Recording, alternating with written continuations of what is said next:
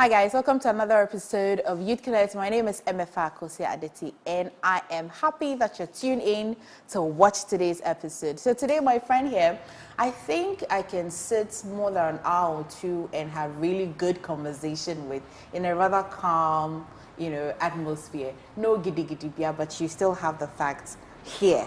Right here on the show. So Derek Ejekum is a member of the NPP. He doesn't shy away from that. He speaks loud and boldly about their policies. He will support what he has to support. Sometimes when he's in a good mood, we'll condemn what he has to condemn. Today, let's see what he has to say. So I don't know, but this conversation that sounds quite sensational, but it is also a serious one that our popular socialite, Mr. Happiness, brought up on social media as to whether or not a Dutch passport or a PhD in Ghana. Now, we've been trying to put value on these two items. Some people have said we shouldn't even be comparing these two at all. Some people have said that there surely must be a background to why he's even attempting to want to put value on each one of these. What's your take? I'm going to be asking Derek that, okay, gun to your head, which one will you choose, a Dutch passport or a PhD? And when we have time, we get to talk about one very important conversation that we're unable to even tell how the statistics are looking now, but we've made some good progress that kidney dialysis, now the cost of it, a certain part of it has been migrated onto the NHIS. And so if you're below 18, and you have been paying for your dialysis, at some point you're going to be having your dialysis quite free, or I don't know if all of it, but it will be for free. And then if you're above 60 years as well. Now, what happens to, I know they're going to say you're asking for too much, but what happens to between the 19 and the 59? If you look at the data currently, really, are they not the ones that really, really need it? Do we have a lot of people that are paying for the cost of dialysis that are, above 60 and even below 18? A conversation we should have. And then if we have time, we get to find out what exactly is the reason why the Awutu Senya NDC parliamentary candidate was really detained. Really, was it that the gun was licensed or it was not? Welcome, Derek. Thank you so much, How's your party doing? Oh, we are doing so well. Our presidential candidate is touring Ghana, campaigning, telling the good people of Ghana what he has for them, reviving hopes. What is it? What exactly is he reviving? Hope? Yes. Okay, I mean, when I meet NBP members, I would ask, what really is there that is possible? Okay, what is possible? Whatever you set your mind to achieve, it is possible you would achieve it. And for a political slogan, you think that for the way politics is, you think that you want to leave the electorate to be the one setting their mind on something and hand it over to you to make it possible? So His Excellency Dr. Baumia believes in government for the people, by the people. And so he is telling you that it is possible. If you want to be a PhD holder, it is possible. What about if you want to own a Dutch passport? It is possible. Is it? It is very possible. Now, Mr. Happiness is having a Dutch passport. So it is possible for him. I'm sure he envisioned it. When you pay attention to him, you would appreciate the fact that he mentioned that so many times he tried to travel, but he was refused a couple of times. And so in 2018, he had the opportunity to leave the shores of Ghana. And so he set his mind to achieve that, and it has been possible for him. And so when you see that Wale boy who attended Tamale Secondary, became a taxi driver in the UK, now the Vice President of the Republic of Ghana, and in the annals of the history of the NPP, people thought that a Muslim, to be precise, can't be a flag bearer or the leader of the New Patriotic Party. Is that what he genuinely means is possible? Or it is an agenda, is it a Ghana agenda that is possible, or it is a personal agenda that is possible? It is a Ghana agenda. But when I'm championing an agenda, when I'm championing a cause, there should be something about me. It should resonate with me. It should resonate with my persona. That is the point. And so we'll have this debate another time. I promise. We'll have this debate another time. Very well. But what are you choosing? PhD or Dutch passport? Well, it depends on the circumstance. And it depends on what you are looking out for in life. That is my understanding of this whole conversation. You can't compare a PhD certificate to a passport. If the situations are the same? If the situation under which you're supposed to be choosing either the PhD or the... Okay, so let me put this across. I know many young people are talking about these things and a lot of people are agitated, but the truth of the matter is that when you are looking for wealth or you want to be worthy in the sight of people when it comes to financial terms, then PhD isn't the one for you. Why not? What do you think is the one for you? PhD doesn't necessarily or doesn't translate into financial terms. Okay. We all will appreciate that our people of academia do not do so well when it comes to financial conversations. If it is for finances, that is why you are acquiring PhD, then I would advise that you venture into something else. Would you say same if this person acquired a PhD outside of Ghana? Yes. Would you say same? Yes, I would. The PhD holders, say, comparatively, in America, comparatively, you would realize that Mark Zuckerberg is not a PhD holder. Is that not one very special Bill case? Gates is not a PhD holder. Is that also not a one? Jeff Bezos is not a PhD holder. Warren Buffett is not a PhD holder. Aliko Dangote is not a PhD holder. And so what we may have to appreciate is that the academicians are very different when it comes to the real financial world. And so if you are looking for money, then of course I would propose that after your secondary education, you find something to do for yourself. But my father has something that he always says when he's discussing marriage issues with me. He tells me that I catch a 4 year, what he means is that those who are in the line of academia, those who are into school and all of those things, you marry very late. And so you'll be giving birth to pension babies and what have you. Oh, okay. You get it. When you see the lectures and you see the academy, you wonder that why. Okay. You get a drift. Okay. And so PhD doesn't necessarily mean that you would have money. I like to think that this that has become a conversation on social media has a different undertone. Well, yes. The undertone will be that there's a reason why a person would want to. You know what? He started by showing his situation in 2018 when he was unwell and was admitted to the 37 military hospital. When I'm not sure if you have seen that picture. I've seen that picture. He was lying on a mattress outside. Absolutely. I have had my own share. I've been quite unwell and there was no bed at 37. Wow. Yes. And I slept on near bare floor because then at the point when you're struggling for your life, the last thing you'll think about is a bed. But we like to think that he presented the PhD and then the Dutch passport, and the Dutch passport here I think represents the many other passports from other jurisdictions other like Ghana, where he thinks that seems to give you a better opportunity. Do you not think that he's talking about opportunity? So, which is what we lack in this country. Opportunity in what term? Opportunity. What do we need in this country as a young person?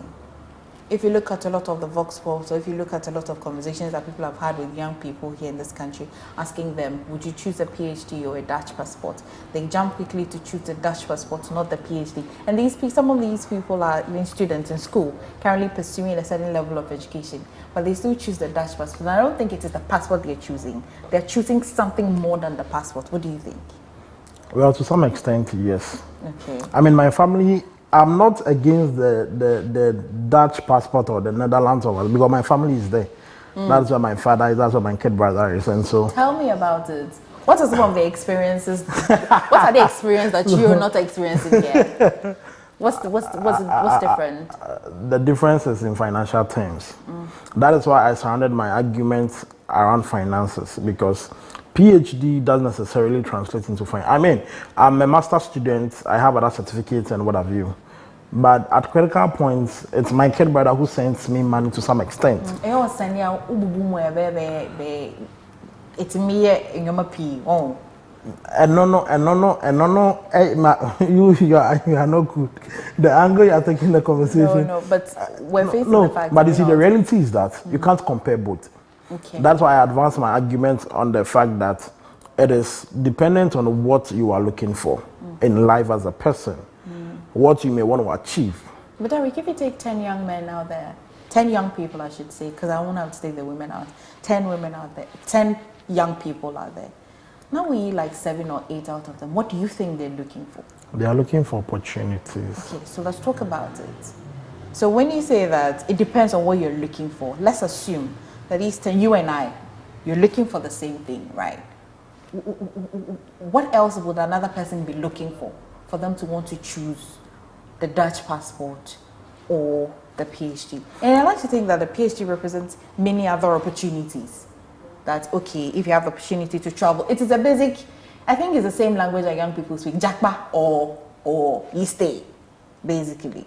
What do you want to say? At the Indiana, has say there's peace. You can cross the street. Still war. You can talk to your friends. You can visit balcony, people and all of you. But still, you per se if you come, what is really? But many a times I feel that it is perception, and it is about the fact that most people are not communicating properly.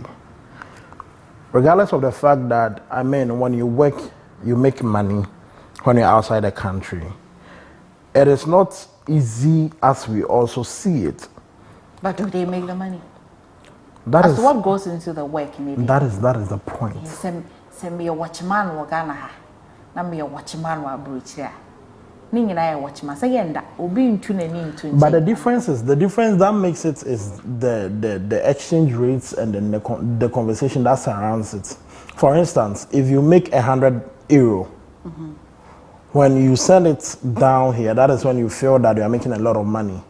But when you have €100 in Holland, you spend it as how it's hard currency as you've seen. You get it. And so people are looking for opportunities, but I feel that it's all based on perceptions. It is all based on how people think or people envisage. Because when we see Mr. Happiness, we see that he's a toilet cleaner. That's what he is? Yes, he's a toilet cleaner. And so when you see a toilet cleaner and what he's eating, what he's drinking, you get it. You get it. That is what we see him do. Okay. And so we conclude that he's a toilet cleaner, and a toilet cleaner is the one that is able to expend some of these things. And so we have master graduates, we have even PhD holders who are unemployed. And so some people feel that what is the essence of even acquiring all these certificates when somebody who is a toilet cleaner, but by virtue of the fact that he has a Dutch passport, has access to a whole lot of places. Yeah. That's why I said it all depends on what you're looking for, because being a PhD holder doesn't necessarily that you'll be granted an American visa. But with the Dutch passport, you are granted an American visa. You have a lot of opportunities to travel. I mean, Dutch passport qualifies you for about 180 countries, free visa. That sounds good. You get a drift. And so when you are a travel enthusiast, when you're an adventurous person, then you would... Are you sure that it is the fact that you're a travel enthusiast or you are an adventurous person, that's why you would want to have access to many countries? I think it's still opportunity. Well, that's why... A better life. No, it all boils down to whatever that you are looking for. Better life, opportunity. Remember the 10 sample space that we made earlier? Young people, the 10 sample space. But there are people here doing so well, though. When you stretch it, there are many people that are doing well. But we're looking at the number. Is it a fair square? The numbers. The numbers. The larger the number, the more we sit down to want to talk about it, right? And this Mr. Happiness conversation that everybody is joining in on social media would want to remind us in the last year, if you look at the statistics, if you look at the number of young people or who want to travel, so much that I'm told that the embassy, you can't even have a date if you wanted to apply for a visa, for you to go for an interview anytime. I was assisting a friend with a DS-160, and the date we had for you was next year, August. That tells you the backlog that they have. I mean, COVID played a role, but if you look at it, the backlog shows that many people would want the opportunity to travel. Many people would want to be a toilet cleaner outside of the country than even hold a PhD in Ghana. How bad can it be? It all goes down to opportunities, and that is what is the challenge now in our country. Comparatively. When you're comparing Ghana to the Netherlands, I mean, they are far advanced compared to us. And so people are leaving to the Netherlands or just because of opportunities, or people are choosing the Dutch passports just because of opportunity. Because sometimes we as young people, when you are seated and then you are reminiscing, you would appreciate the fact that it might even be better. So my kid brother would tell me that I would should when you was skin. Oh, sir. Nantibiana sunscreen is But you see, that is why His Excellency Dr. Baumia comes inside. So one day, I want to go to America. I want to apply. Okay. And get a visa. And get a visa. I want to get my interview date earlier. That's my hope. Dr. Baumia can make it possible. Is that it? It is possible. It's possible. It is possible. He can help me. Yeah, it is possible. Whatever you set your mind to, it is possible.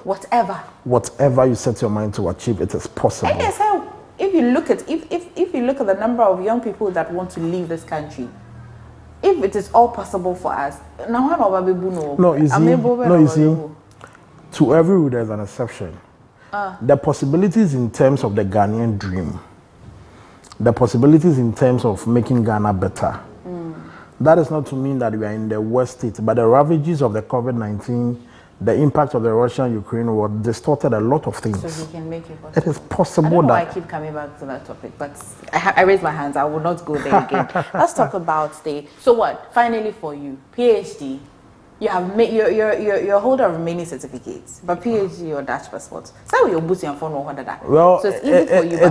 It all depends on what I would want to achieve. Let me use this scenario. Is it when Black Stars was playing against Mali?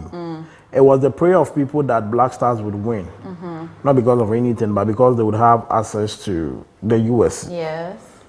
But the reality is that if you have a Dutch passport, you would care less about your country qualifying for the World Cup or not. But you, Derek, Dutch passport. My scenario should answer for us. So because you lost me. I'm saying that. Is it what infuriated a lot of people about Mr. Happiness conversation? All is that when he showed a picture of he applying to visit a friend in the Chicago, US, and then in about 1 hour, something minutes, he was granted his visa.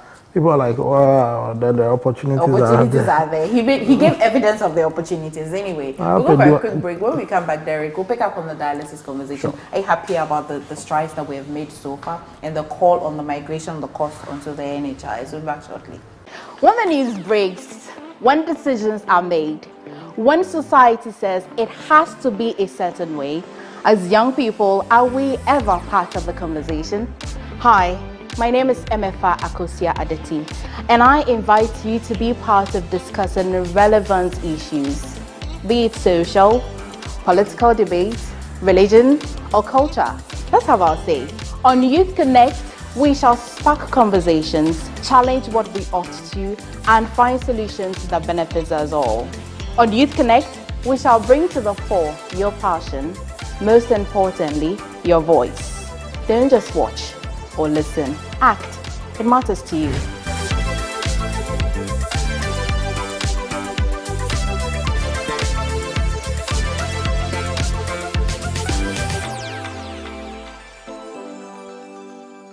Hi guys, welcome back to the show. So we're unable to get Derek to confirm whether you choose a PhD or a Dutch passport, but whilst I was just in your church, I say we're really negotiating from what Dutch now. You make your own conclusions. But so free dialysis session for persons below 18 and above 60, effective June to December 2024.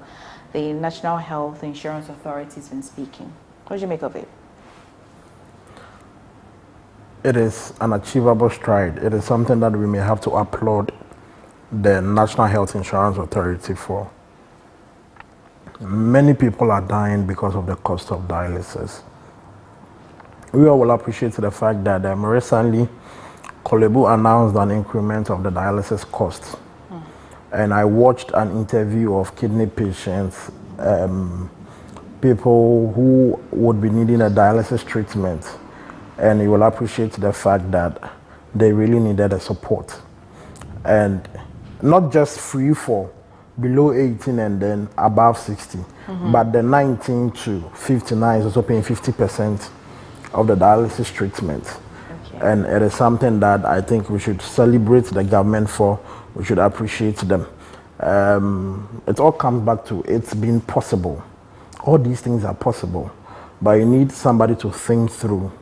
Do you think it is a policy that's sustainable? It is. When His Excellency the Vice President was having an engagement, he mentioned that they have put those limitations because they may want to be able to afford it in their budget. Okay. And so it tells you that people sat down to think about it. People brought that idea, saw it's possible, and they are piloting it. And so going forward, I'm sure it will be included in the subsequent budget to cater for some of these things. I mean, people who are suffering diabetes, who are suffering the ravages of kidney issues and what have you, they really need it. And so, for instance, somebody who is a kidney patient, there's a reduction in strength, there's a reduction in energy and what have you. If the person is not having a strong family background in terms of finances, Of course. how would you be able to afford some of these things? And you need dialysis for about 2 or 3 times. 3 times. In a week to be able to. A lot of doctors actually advise 5 times, but most of the patients will settle for 3 because that's what may really get. And if a dialysis section is about 490 something cedis, that takes Plus you the other expenses that comes with it. And so roughly about 600 cedis, and having 3 times in a week, that's about 1,800. In a month, you are hitting about 6,000. I'm concerned about this because for dialysis and what a patient will need is quite a life and death matter. It's something that you can't wait. But if you look at the challenges per what the health committee in parliament has been saying about how difficult it is sometimes, the finance ministry is unable, the finance ministry finds it quite difficult to release funds to the scheme to be able to offset, the existing bills and all of that. It is quite a welcoming thing that we've heard, but I just shudder to want to think that is it sustainable? It is. It is very sustainable. You see, for the first time, we're happy about it. We had the vice president communicating to us that this is because we may want to be able to afford it in our budget. Okay. Many a times we listen to them make promises, we listen to them start implementation. Why are we ending it in December? So that the following budget year we can include it. And so right now we have made the funds available. Yes. It is okay. It is okay. It is affordable. And so you'd realize that because it's an election year, the next year's budget would span up to March. Okay. So that when a new government comes, they would begin their budgetary because they'll be sworn in January. So they will begin their budgetary conversations and what have you. That will begin in April. And so no government can make that expenditure unless, of course, if it was a year ago or 2 years ago, there and then we can argue that why are you ending it in December, but not the subsequent years because you are in government. And even that, the budget is for 1 year.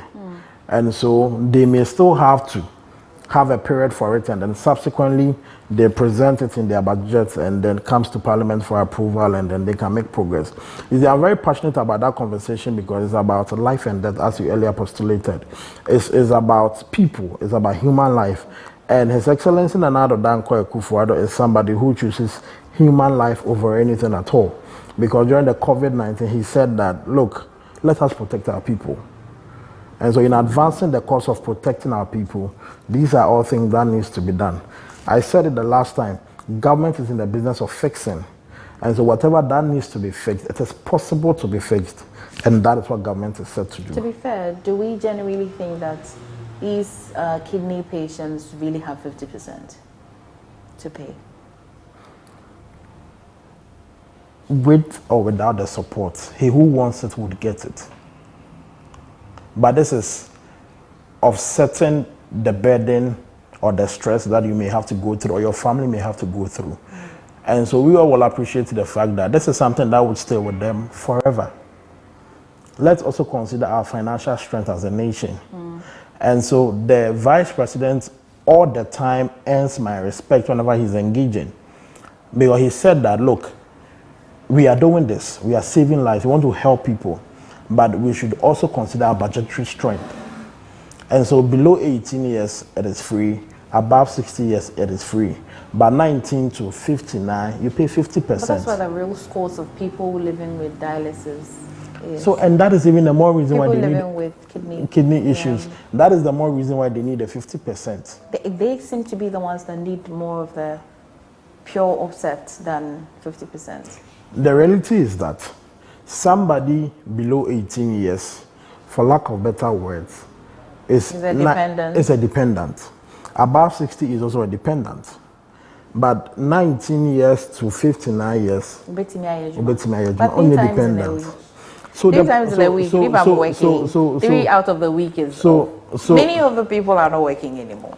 Yes, we appreciate that conversation, but MFA, people also took loans to be paying for the cost, so they have to now pay for loans. Let's not forget that it's a pilot program. We are piloting it, and so we can't just rule everything out. As and when time elapses, you'd realize that it is possible they'll pay for everybody. Okay. I am particularly happy because I have a friend called Stella who has been on this dialysis conversation because her mother they have to be paying for dialysis costs nearly 3 times every week, and she's unemployed and she has to be at the mercy of people, always, soliciting for funds, churches, individuals, and sometimes it's very, very depressing for her.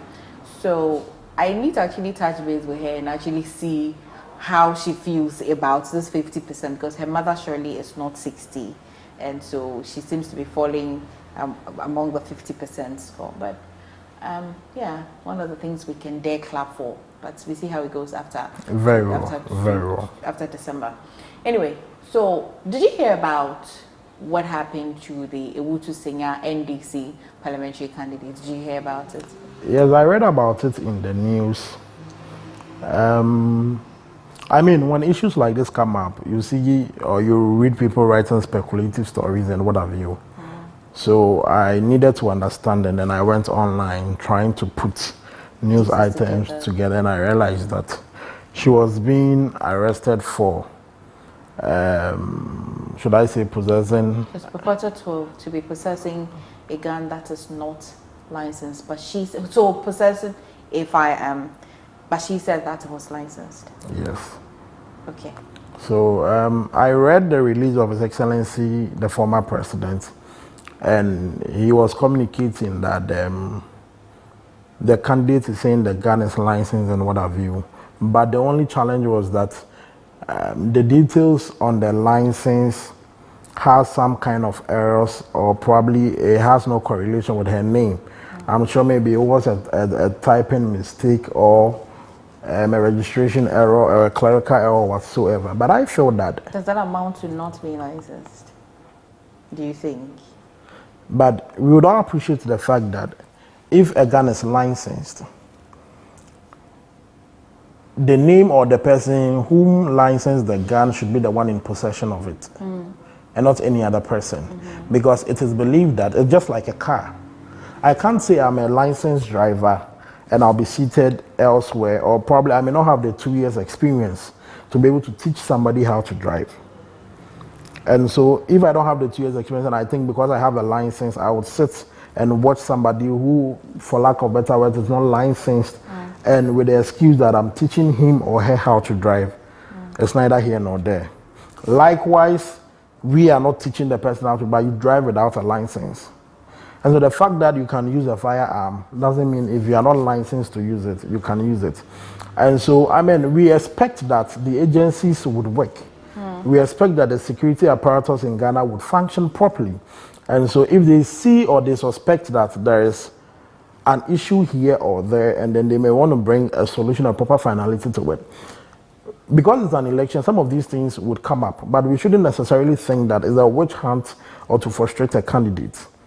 That is as their chairman has been saying, that they do not know, the police is not able to give them a real reason why she was detained. So do you think that a whole chairman of a party can grant interviews and really say things like that. I read about what their communications officer said, that the people should storm the police station and what have you. Demand their I mean, how? If it is, what how if they and why amounted do to we do unlawful this? detainment? If they So you detain, take it to the appropriate quarters and then you seek a redress. you don't think a form of protest is appropriate? To what extent? Would that force the police to release her for you? So you take it to the appropriate quarters. You seek redress. But why must we do that? Why would, if everything they're saying is true, why would the police want to really put themselves in that situation? What if what they are saying is not true?